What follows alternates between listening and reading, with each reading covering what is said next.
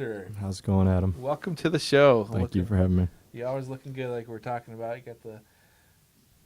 Oh, had class today, so I had to dress so that's up. the reason why. Yep, Some days you kind of come into the jumpsuit and get ready for basketball. that's right. So you teaching a class? Teaching history 1302. Oh my! Just one section. What'd you talk about today? Today we talked about the new immigration, the Gilded Age. Ooh. Yeah, fun stuff. Professor. Yep. Did you ever think you would have that kind of a title? I really didn't. I got the master's degree just because kind of separates you a little bit. I didn't think that I'd ever actually teach history, but they approached me about it in the summer, so it's like, you know what? We'll give it a try. Why not try? Yeah, it's been fun. Yeah, I'm working on my master's now, and I have Is no that right? idea where that's going to lead. Yeah, Kind of like you need it, and then we'll see what happens after that. exactly.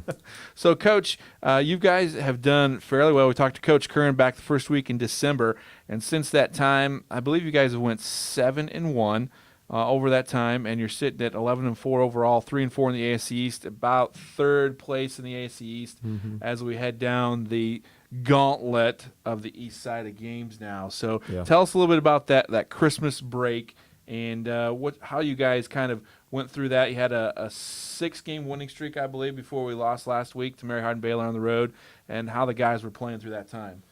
Yeah, we went on a little skid, a little 3-game losing streak back in December, and I wish we could play those 3 teams over again. I think we're a lot better now, and when you're playing with freshmen, you're going to improve a lot throughout the season. So we kind of righted the ship after the Sol Ross game, beat Howard Payne, who's played really well, then went over to Concordia and beat them for a second time.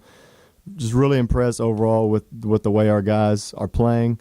We've got 5 freshmen that play every night, and when you have that, there's a lot of growth potential, would be a nice way to put it.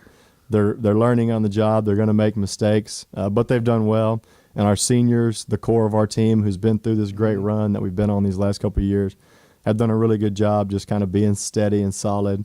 And that allows the younger guys to do what they can do well while they're learning the things they don't do as well. Right, and during this time, too, there was a career milestone by Dillon Augustine. He had 1,000 points. Yep. And as a basketball player, 4-year player, 3-year starter, to do that. 4-year starter. Is he 4-year starter? So he started. Yeah, it's correct. He did start some of his freshman year.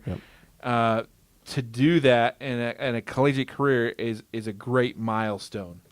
Yeah, it says a lot of good things about him, and we could have a whole week of shows dedicated to how awesome Dillon is. He's a great guy to be around. We're lucky to have him. Been lucky to coach him, and have learned so much from coaching him. He's taught me a lot. I don't know how much I've taught him, but hopefully some. And he's been a pleasure to be around. But yeah, he started some as a freshman, got that 1,000-point milestone against Rust.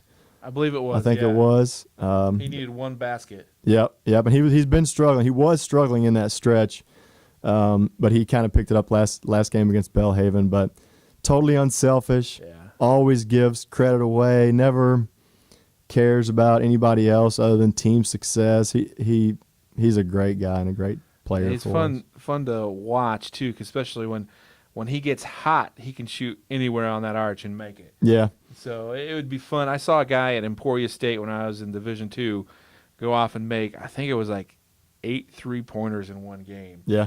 And so it'd be fun to see Dillon one night just get on a hot streak and go and just feed him and boom, boom. Because when you see that, it's a really neat experience. The guy at UCF the other night hit 11 3-pointers Is that right? in the game. Wow. So, I mean, it's just one of those things when you're hot, feed him the ball. Yeah. So it'd be fun to see that, but you never know. Like you said, he's unselfish and he loves to play the game and win and be with his teammates. So, but this next weekend, we're heading up tomorrow to Texas, Dallas, and then over to Ozarks. Both the teams are behind us in the rankings, but they're 2 teams that you cannot take lightly because Texas Dallas isn't playing very well, but the history of their program is they're a very strong program, and it seems to be that every game, no matter what, we always get everybody's best because of who we are right now. Yeah, that's definitely true, and what you said about being prepared and respecting UT Dallas is definitely true. They've been the the best team in the league for a lot of years now, and they were picked to win the East this year over us. Well, they were 1, we were 2 in the preseason rankings, and right now it's Laterno and Tyler and then us. But this group from Dallas, they've hit a rough patch. I keep thinking they're going to pull out of it, and I still think that. I still think that they're going to play really well in these last 6 weeks of the season. They're going to beat a lot of people. Those guys are older, they're juniors and seniors. They've won a lot of games there.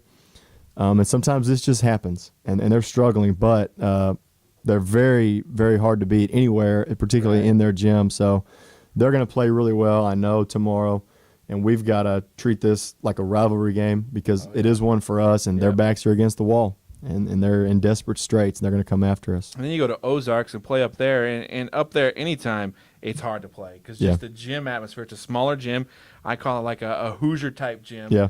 Because it's shaped like a box, and you got 2 sides, and it's small and it's loud, and so you got to be careful up there because right now they've got a hot player, Berard, I think. Josh Berard, and I mean he's been putting up 40 points in several games, so he'll be one of the top players in the American Southwest Conference and a chance to be an All-American.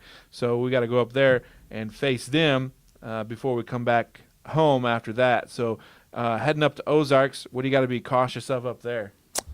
Well, you said it all. Josh Berard has been on a hot streak for about 3 years.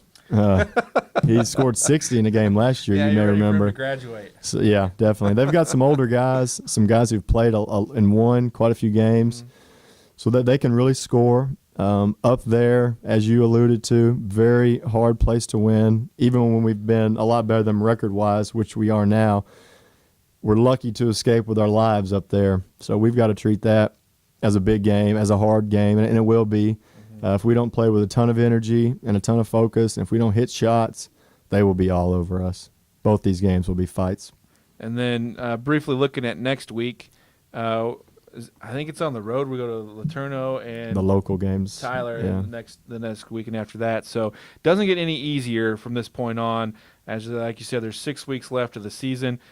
2 years ago at this time, you guys were almost sitting about in the same place. I think we've had the same record 3 years in a row. Where you were at right there in the middle of the pack, and both years you guys have run the gauntlet and had that chance to win the East Division and go on into the conference tournament. Actually, the last 2 years have won the East Division, and then won the conference tournament 2 years ago, and last year went to the semifinals. So the older players on the team know what this is about. Hopefully they can kind of show the younger players, hey, this is when it starts getting thick. I hope so. We haven't learned that lesson as quickly as we really should have. Every road game that we've played, we've lost in conference. We were 4-0, went out to Abilene earlier this year thinking we were pretty good, got thumped twice. 6-game winning streak was snapped last week. We went down to UMHB, and we played like a team that was enjoying a 6-game winning streak, that thought we were good and thought we were going to win just because we showed up. And UMHB needed the game, had to have it, and they brought it, and they beat us on 50-50 balls. They out-hustled us. So we corrected that Saturday. We thought we fought harder than Belhaven did, and that pretty much will be predictive of who's going to win each game, is which team is more ready when the game starts, more ready to fight. And now something you guys did last week is you focused on a word. Is that something you guys do every week, is focus on a word to help keep building the team to get better? That's Coach Kern's thing every day. Every day. Every day he has had a word of the day that he gives the guys a thought to think about. Now, he's been out the last couple of days, so Hunter Book, one of our veterans, has, instead of saying the word of the day, he's just been saying word of the day because we haven't had one in Coach Kern's absence, but Hunter has kept the tradition going by just saying word of the day. And Coach Kern, we hope you get better real soon because I know they're missing you up here. So, but tomorrow we leave for UTD and then up the Ozarks, Coach. So thanks for filling in for Coach Kern. Good luck this weekend. And hopefully we can bring back a couple more W's next week as we head back on the road to East Texas. Sounds good. All right, Coach. Thanks for talking to us.